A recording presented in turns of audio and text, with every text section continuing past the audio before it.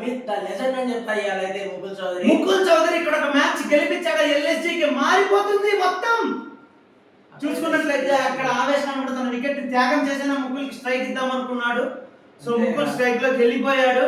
So ఇంకా మొత్తం ముకుల్ చేతిలోనే ఉంది. ఏం చేసినా ఇంత కష్టపడింది ముకులే, ఇంత చేసింది ముకులే, పూర్తి చేసుకోవాల్సింది కూడా ముకులే. నాకు వికెట్ వస్తుంది అనిపిస్తుంది.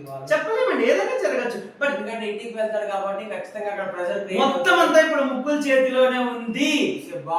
ఒక్క మగాడే అన్ని తీసుకొచ్చాడు పాపం, అన్ని తానే కొట్టాడు.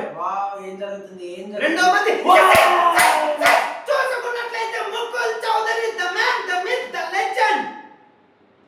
అన్బిలీవబుల్ అసలు ఈ షాట్ అసలు ఏంది అసలు. ముకుల్ చౌదరి 23 బంతుల్లో 48. ఏం చేస్తున్నావు భయ్యా నువ్వు? అసలు ఎవరు భయ్యా నువ్వు? ఎవరు భయ్యా?